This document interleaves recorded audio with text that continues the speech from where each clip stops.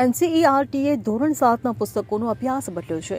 વર્ષોથી અભ્યાસક્રમ આવતા મુઘલો અને દિલ્હી સલ્તનતના વિષયો દૂર કરીને મહાકુંભ અને ચારધામના ચેપ્ટરો ઉમેરવામાં આવ્યા છે. જોઈએ સમગ્ર વિગતો આ અહેવાલમાં.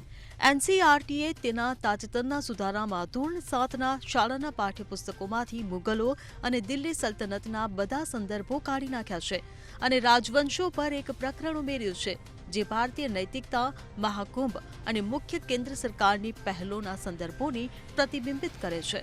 આ ફેરફારો નવી રાષ્ટ્રીય શિક્ષણ નીતિ અને રાષ્ટ્રીય શાળા શિક્ષણ માળખા 2023 સાથે સુસંગત હોવાનું કહેવાય છે, જે ભારતીય પરંપરાઓ, ફિલસૂફી, જ્ઞાન પ્રણાલીઓ અને સ્થાનિક સંદર્ભને શાળા શિક્ષણમાં સામેલ કરવા પર ભાર મૂકે છે. તુગલક, ખિલજી, મામલુક અને લોદી જેવા રાજવંશોના વિગતવાર વર્ણન અને મુગલ સમ્રાટોની સિદ્ધિઓ પરના 2 પાનાના ટેબલને કાપી દેવામાં આવ્યું હતું. પરંતુ આ પહેલીવાર છે જ્યારે મુઘલો અને દિલ્હી સલ્તનત સંબંધિત બધી સામગ્રી સંપૂર્ણપણે દૂર કરવામાં આવી છે.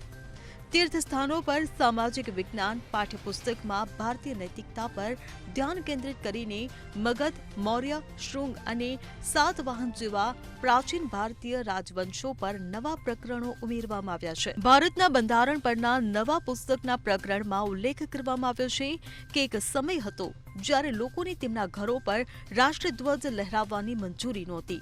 એનસીઈઆરટીના અધિકારીઓએ કહ્યું હતું કે આ પુસ્તકનો ફક્ત પહેલો ભાગ છે અને બીજો ભાગ આગામી મહિનાઓમાં પ્રકાશિત થવાની અપેક્ષા છે. Of Mughal dynasty has not been dropped. The thing is that repetition has been removed. Repetition should not be there. Now, suppose you are studying a topic in class 8. Why are you repeating same topic in class 9? Mughal era, obviously it's a rule, important part of the Indian history. But along with that, similar importance should be given to the other era also. Those the Indian golden period. And that portion is known as the Middle Age. That is the darkest part of the Indian history. So darkest thing should not be glorified in that manner. Bureau report CN24 news. હવે જુઓ દેશ દુનિયાની તમામ ખબરો તમારી આંગળીના ટેરવે. ઉઠાવો mobile અને ગૂગલ પ્લે સ્ટોર પરથી ડાઉનલોડ કરો અમારી CN24 ન્યૂઝ મોબાઈલ એપ.